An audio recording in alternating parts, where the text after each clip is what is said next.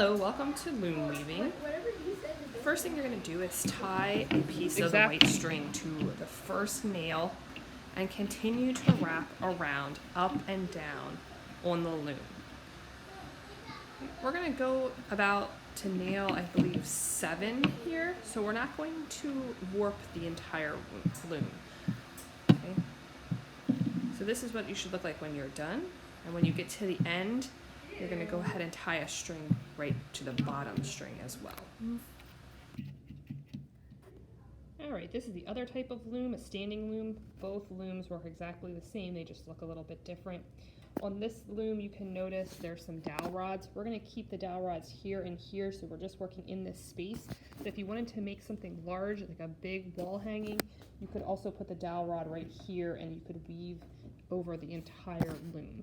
But for this exercise, we are only going to focus on this small area right here. In order to warp this loom, you're going to go ahead and tie a string to this top dowel rod, and then you're going to go ahead and take your string and loop it down around all of these slots. So you're going to loop it in, come around, come back up, and loop around, and keep on doing that until you get to the other dowel rod.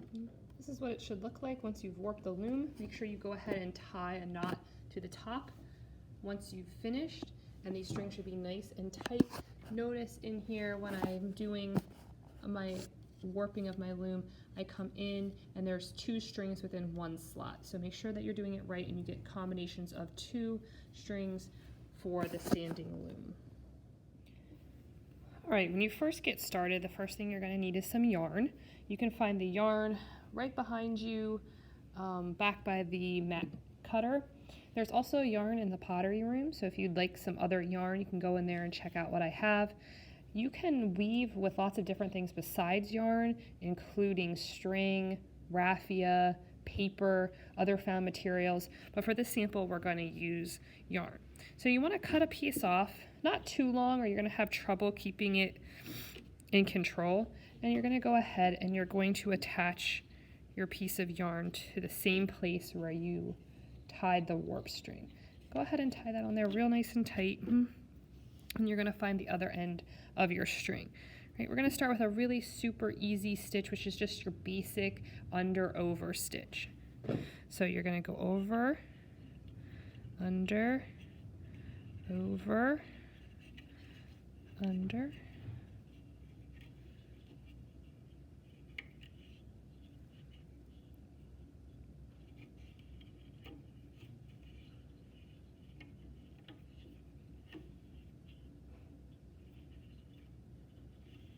and then pull.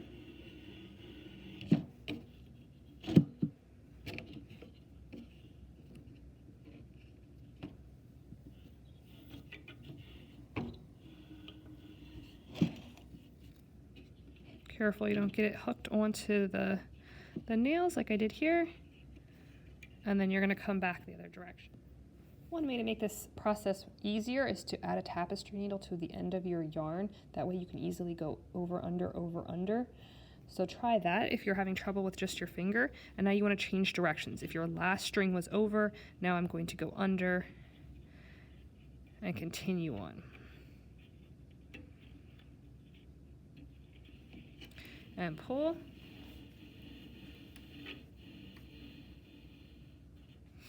Okay, and make sure after every time you want to push that yarn up so that it sits right against the next row. Okay, and I'm going to continue doing that.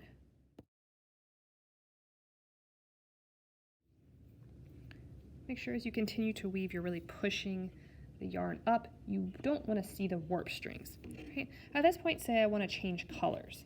Right? The best way to do that is to cut off your string that you're using and tie a small knot with the other color. And eventually we will hide that knot so you'll never see it.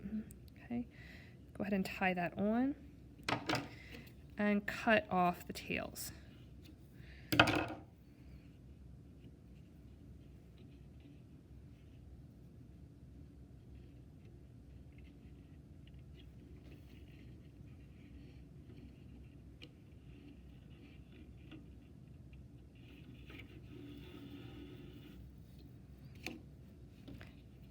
Okay, and eventually we will kind of tuck this knot into the back once we have more yarn, and you'll never actually see it on the front of your weaving. Again, push this up.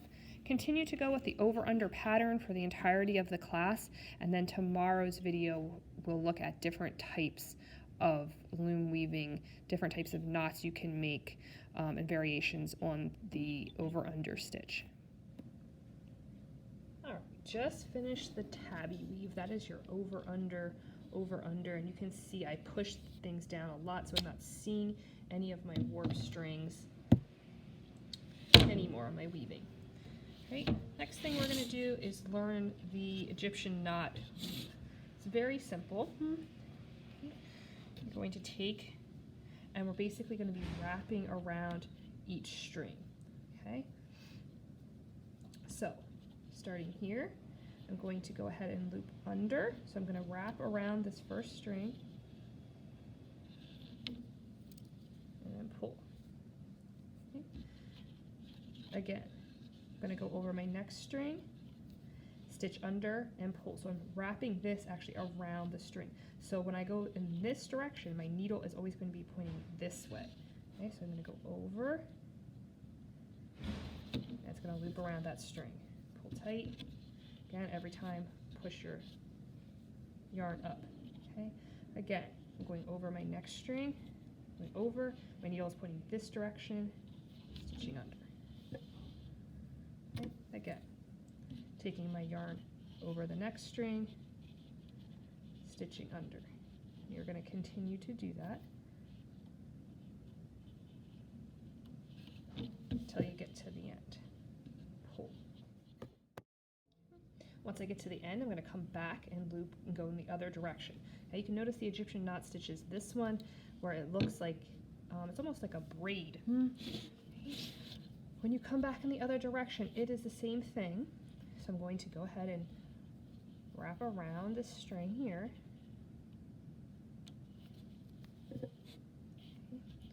And again, now this time my needle is going to be pointing in this direction.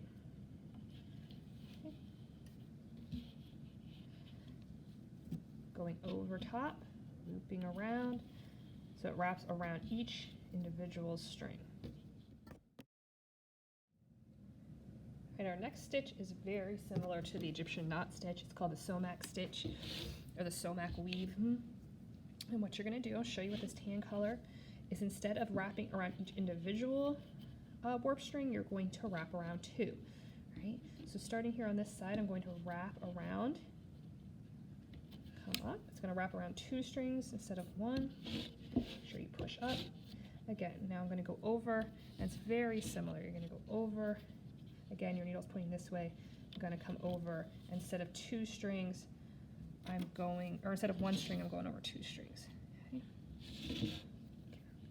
Needle's pointing this way. Come up on those two strings and pull. Again, over the two strings, under the next set, and pull. Over and pull. And then you're going to go back and do the same thing in the other direction. Okay. So for this one, you're going to loop over again, come under and pull, push up. Now your needle's going in this direction. Over the next two, under, wrap, and pull. Right? And you're going to see it makes a very similar pattern, only a little bit more loose than the Egyptian knot. All right, when you get to the end of your little weaving, we're going to end it by adding some fringe. Okay? Fringe, you just need some loose pieces of yarn that are all the same size. I would grab 3 strands. And what you're going to do, it's very simple, is you're going to lay them together in your hand, find the midpoint, okay, wrap them over 2 rows of warp strings, and then separate the warp strings. Okay? So you're going to fold one under like that, and the other one is going to go on the other way, underneath.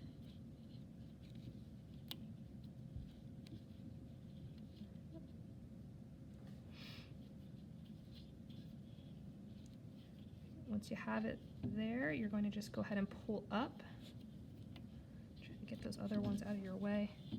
Pull it up, and then you're going to tie a knot. It's better to keep these a little longer so you can easily tie. You can always cut them shorter after they're tied on. Tie it on. You can see how you're going to get some fringe going on here.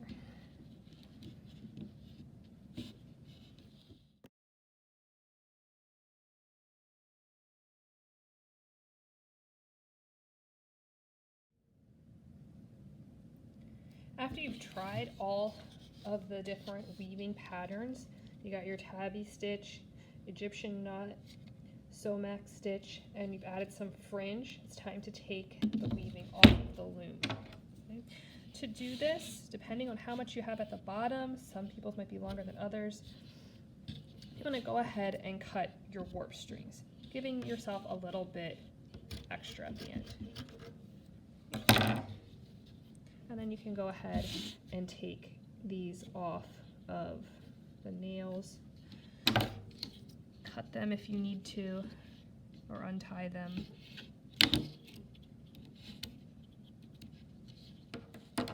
What you're going to do here is you're going to go ahead and cut.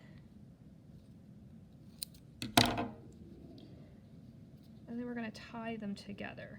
Okay, it's better if you have a little bit longer of warp strings, but this will also work just fine.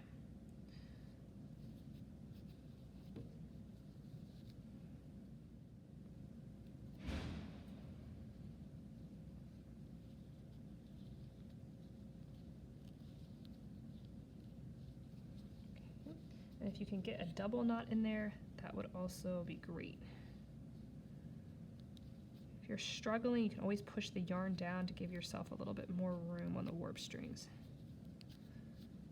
You're going to go ahead and tie that off. And you're going to do the same thing with all of the others, including at the bottom. It's going to be a little bit more challenging here because you have all the fringe. Same thing, you're going to go ahead and tie a knot, tie a double knot.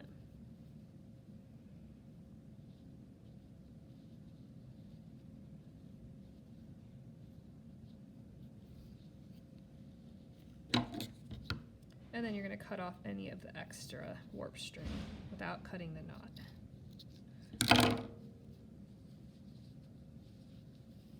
You're going to go ahead and do that to all of your strings.